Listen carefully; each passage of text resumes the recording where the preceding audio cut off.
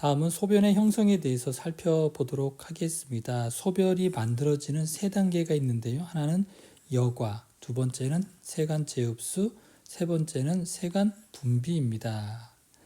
자, 이 그림을 보면서 살펴보겠습니다. 먼저 새 동맥에 있는 용질과 용매가 세뇨관으로 이동하게 되는 것, 그것을 여과라고 이야기를 하고요. 이렇게 세간을 지나가는 여과액들이 다시 혈관 속으로 들어가는 것, 그것을 세간 재흡수라고 하고, 요관에서 혈관으로 물과 유용한 이온들이 이동하는 것이 되겠습니다. 대표적인 이온에는 나트륨 이온과 중탄산염이 있습니다. 세 번째로는 모세혈관에 있던 이온들이 다시 세뇨관으로 나오는 건데, 그것을 세간 분비라고 합니다. 분비는 혈관에서 요관으로 이온들이 이동하는 건데, 대표적으로 수소 이온이 있습니다.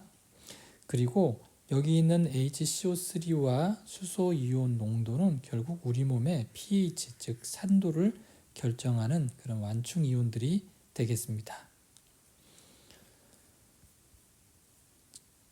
다음에 여과는 무엇인가? 여과막을 중심으로 물과 여과막보다 작은 이온들이 이동하는 것을 얘기하겠죠. 그럼 어떠한 이온들이 있는지 한번 보겠습니다. 자, 소변은 물이 여과되고요. 이런 유기분자들과 함께 오늘 우리가 배우려고 하는 이런 무기이온들도 여과가 됩니다. 대표적으로인 여과 물질은 나트륨이 있고요. 그 다음에 중탄산염이 있습니다. 나트륨은 수화도가 좋아요. 즉 물과 친해요. 그래서 만약에 혈액의 양이 감소됐을 때 나트륨의 재흡수 속도가 빨라진다면 혈액의 양이 증가됩니다. 만약에 혈액의 양이 증가됐다면 나트륨 이온의 재흡수가 안 되든지 재흡수 속도가 느려진다면 거꾸로 혈액의 양은 감소하게 되겠습니다. 다음은 HCO3인데요. 이것은 수소 이온을 제거하는 데 사용되는 이온입니다. 어떻게 제거를 하냐면요. 만약에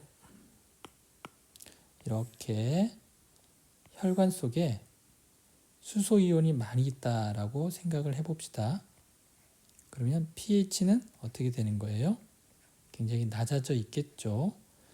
자, 그렇게 됐을 때 이 수소 이온을 제거를 해야 됩니다. 어떻게 제거를 하냐면 HCO3의 음이온을 이렇게 재흡수를 시켜주는 겁니다.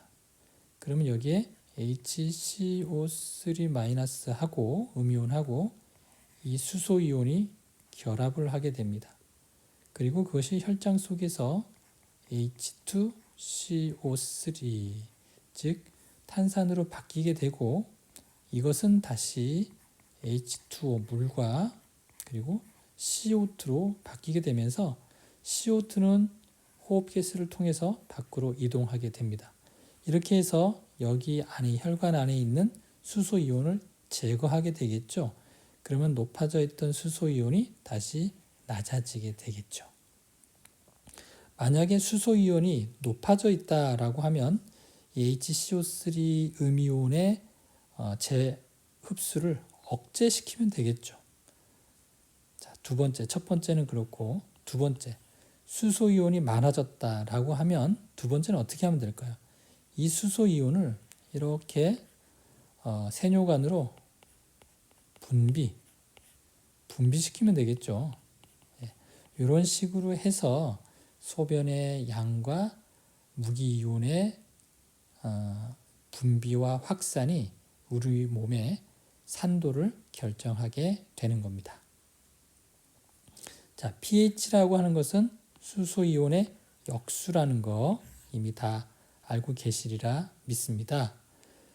그래서 우리 몸의 pH는 동맥에서 7.35에서 동맥에선 7.45 정도가 되겠습니다.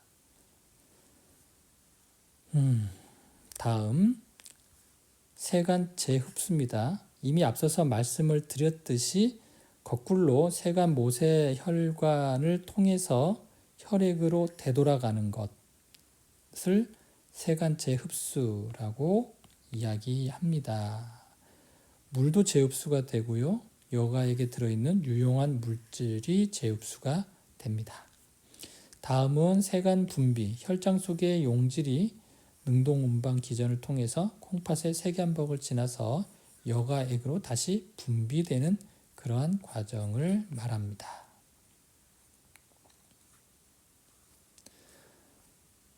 자, 토리 여가인데요. 이제 여가막이 있지 않습니까? 여가가 어떻게 일어나는지 한번 살펴보도록 할게요. 우리가 앞서서 콜로이드 삼투압, 혈관과 조직액 사이에서의 체액의 이동에 대해서 심장 순환계통에서 이미 설명을 드렸습니다. 그거하고 똑같습니다. 그래서 여기 보면 혈관이, 모세혈관이 있고요. 여기 보면 토리 주머니가 있습니다. 그래서 물을 이쪽으로 잡아당기든지 물을 이쪽으로 잡아당기든지 그것을 결정해야 되잖아요. 그래서 물을 이쪽으로 잡아당기는 힘은 토리 쪽의 압력, 그렇죠? 토리 주머니에 있는 압력과 혈액을 삼투압에 의해서 이렇게 물을 끌어당기는 혈액의 콜로이드 삼투압에 의해서 물은 이렇게 혈관 쪽으로 이동하게 됩니다. 반대로 혈장 주머니에 있는 여기에 있는 콜로이드 삼투압하고 그 다음에 여기 있는 혈관의 압력은 체액의 이동을 이렇게 이동시키게 되는 것이죠. 그래서 이렇게 그 혈장 속의 물이 그 토리 주머니로 이렇게 이동하는 것 또는 사이질액으로 이동하는 것 이것을 뭐라고 얘기하냐면 혈장 삼투압이라고 얘기를 합니다. 그래서 혈장 삼투압이 높다라고 하는 것은 이쪽으로 나가는 물이 많다라는 거거든요. 결국은 혈액이 감소하게 되는 거고요. 혈장 삼투압이 낮다라고 하는 것은 이쪽으로 이동하는 물이 적다라는 것이죠. 그래서 혈액이 증가한다라고 하는 겁니다. 그래서 이 개념을 머릿속에 잘 기억해 두시면 되겠습니다. 자, 여가압도 여기서 설명을 드렸습니다. 다음은 토리 여가율입니다. 토리 여가율은 1분 동안에 콩팥에서 생성되는 여가액을 말합니다. 다음은 소변의 농축 기전을 한 그림으로 전체적으로 한번 설명을 드려보겠습니다. 자, 먼저 토리 주머니에서 여가가 일어나죠. 이 여가가 일어나는 비율을 토리 여가율이라고 얘기했습니다.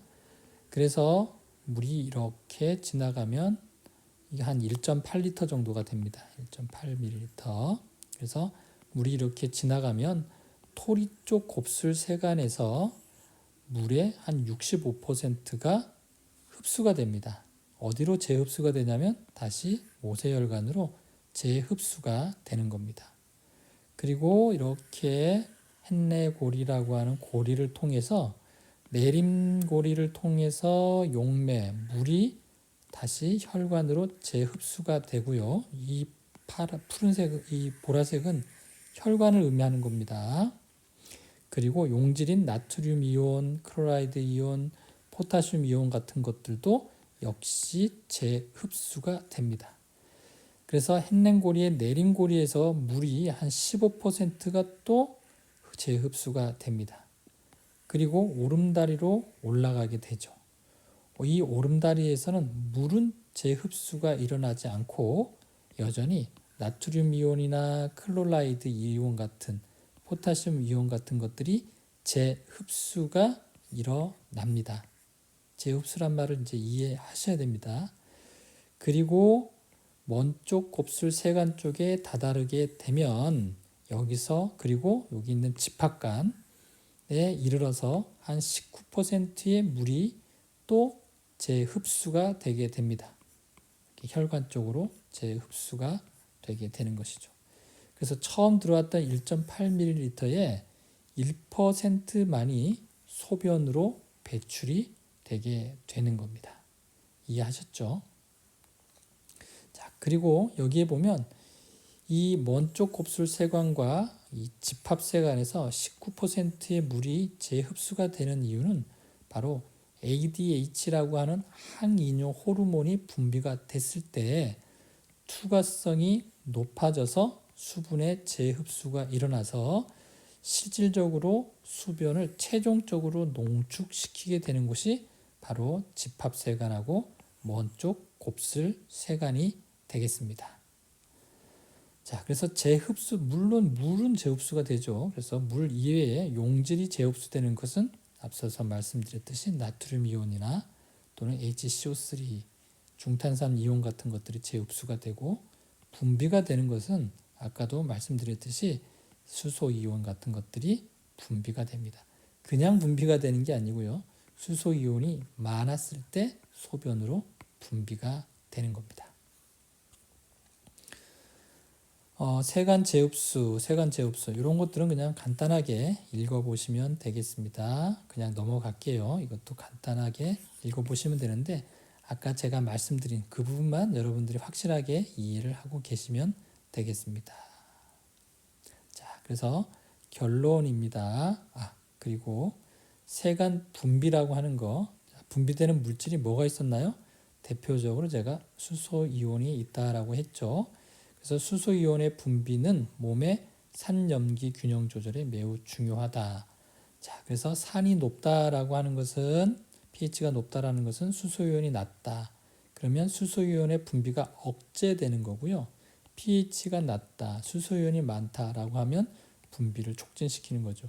분비가 뭔지 알겠죠? 분비는 모세혈관에서 세뇨관 쪽으로 수소 이온을 이동시키는 것, 그것을 분비라고 하는 겁니다.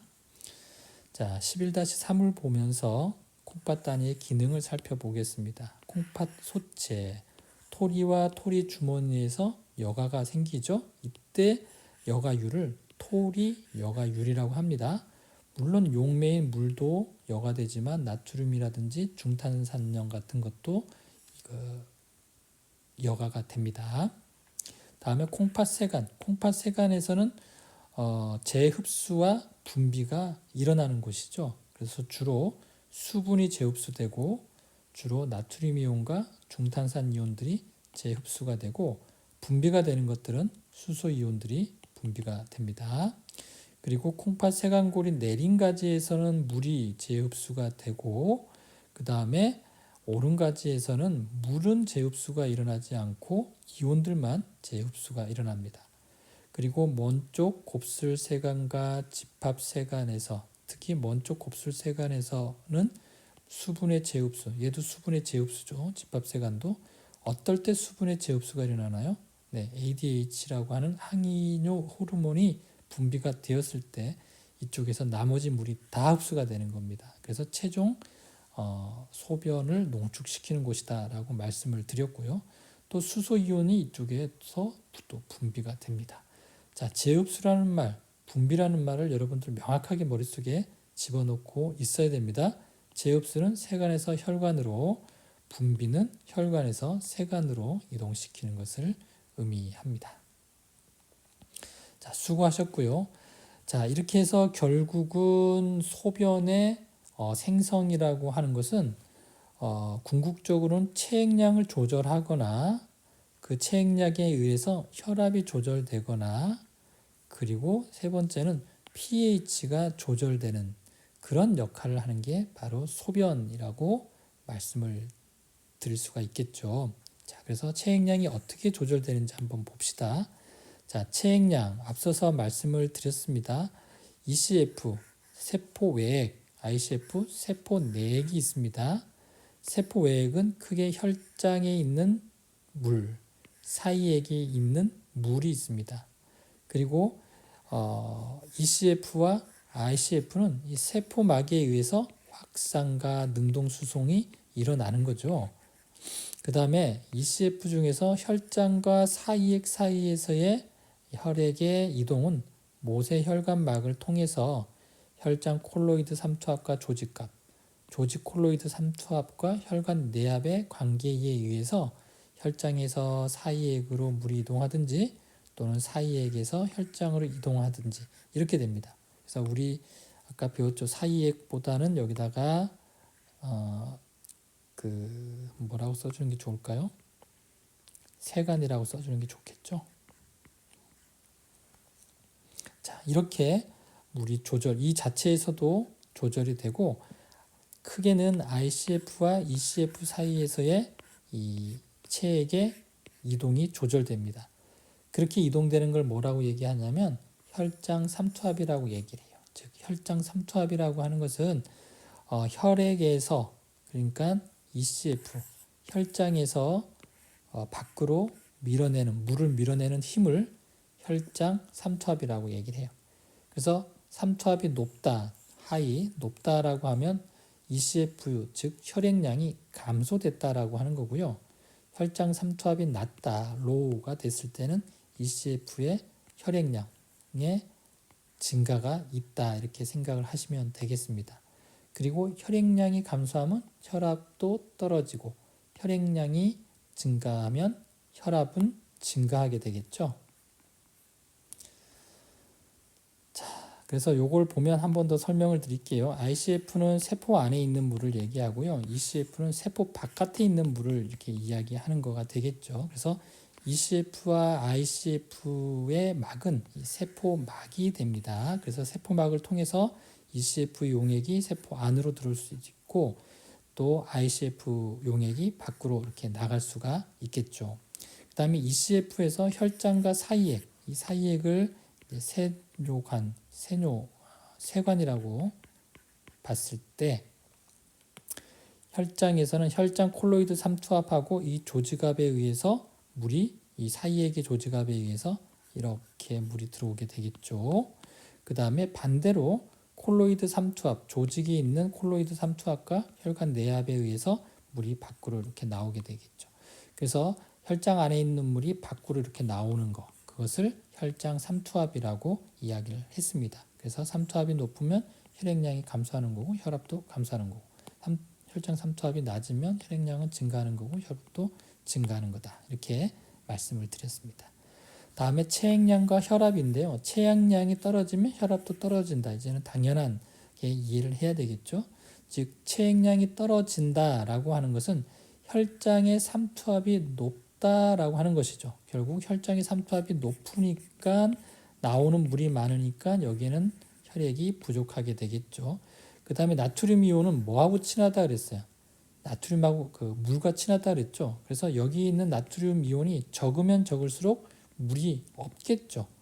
그래서 나트륨 용질의 이온이 낮게 되는 거고 당연히 체액량이 부족하면 물인 용매도 없겠죠. 이 말이나 이 말이나 같은 말이죠.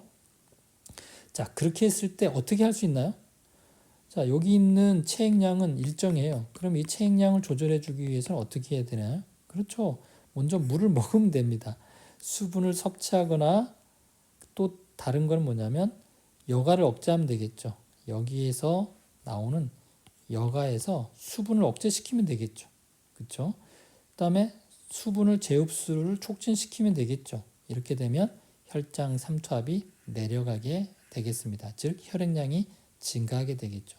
나트륨 이온 역시 여가를 억제, 이쪽으로 나오려고 하는 나트륨을 억제시키면 되겠죠.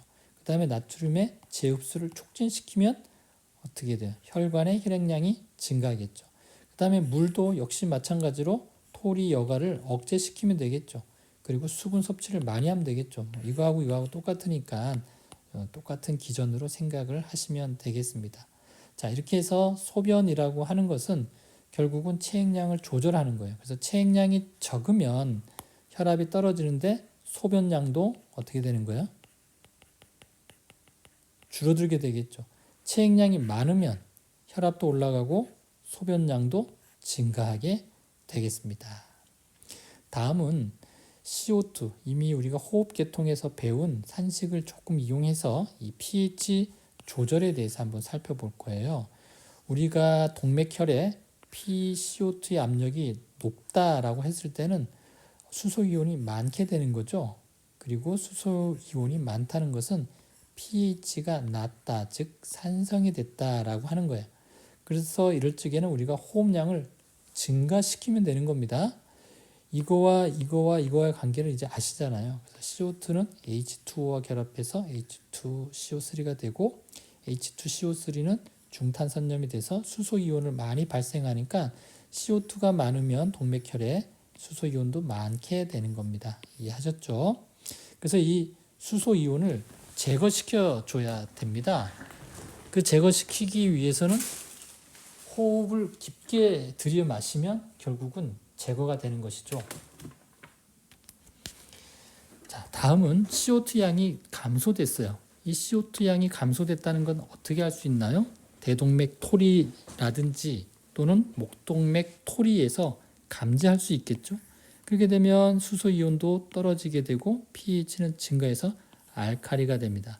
그러면 과호흡량을 줄여주면 됩니다. 이때는 과호흡이 생겼기 때문에 호흡량을 줄여주면 되는 것이죠. 그래서 호흡계통 때 배웠던 걸 다시 한번 말씀을 드렸고요. 왜 말씀을 드렸냐면 요거 때문에 말씀을 드린 겁니다. 자, 그러면 실질적으로 pH가 어떻게 조절되는지를 한번 살펴보도록 하겠습니다. pH가 낮다라고 하는 것은 수소이온 농도가 많다라는 거고, 즉 산성이라고 하는 의미입니다. 그러면 그 수소이온 농도를 낮춰줘야 되겠죠. 낮추기 위해서는 어떻게 해야 됩니까? 수소이온 농도의 분비를 촉진시키면 됩니다. 여기에 있는 수소이온을 이쪽으로 분비시켜주면 되겠죠. 두 번째 방법은 HCO3의 여과를 억제하거나 재흡순을 촉진시키면 됩니다. 자, 여기에 있던 HCO3 이온을 이쪽으로 이렇게 재흡수시켜주면 됩니다.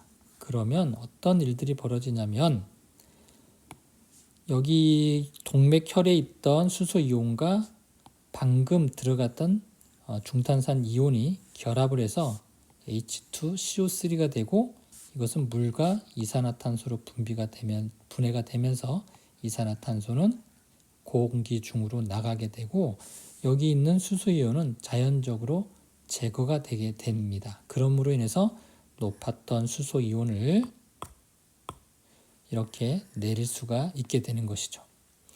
그리고 만약에 pH가 높다, 알칼리다, 그러면 수소이온이 낮다라고 하는 것은 이 수소이온 농도를 높여줘야 되잖아요. 그러기 위해서는 수소이온 농도를 여기서 재분비가 되려고 하는 수소이온 농도를 억제시키면 되겠고요. HCO3의 여과를 촉진시키면 되겠습니다. 여기서 여과를 촉진시키거나 또는 재흡수를 여기서 재흡수가 되려고 하는 것을 억제시키면 이 수소 이온 농도가 줄어들지 않고 증가하게 되겠죠. 자, 이렇게 함으로 인해서 우리 몸의 pH를 조절하는 겁니다. 그래서 이렇게 우리 몸의 pH의 이상에 있어서 너무 높은 산성의 pH를 가지거나 너무 낮은 pH를 가져서 그것이 문제가 됐을 때를 대사성 산성, 대사성 알칼리성이라고 얘기를 합니다. 반대로 호흡에 의해서 너무 호흡이 적거나 호흡량이, 그리고 호흡량이 너무 많아서 생기는 우리 몸의 산성과 알칼리성을 호흡성 산증, 호흡성 알칼리증이라고 이야기를 하게 되는 겁니다. 그래서 결국은 이 콩팥에서 하는 역할은 체액량을 조절하고, 체액량과 혈압을 조절하고, 그리고 pH를 조절하게 되는 겁니다. 그리고 나트륨 이온 있지 않습니까? 이 나트륨, 그러니까 소변액 속에 또는 여가액 속에 있는 나트륨 농도를 감지하는 곳이 어디라고 얘기했나요? 그렇죠? 먼쪽 곱슬세간의 치밀 반점입니다. 요게 작동하는 것은 뒤에 가서 호르몬 분에서 설명을 드리도록 하겠습니다. 자, 이상 강의를 마치도록 하겠습니다.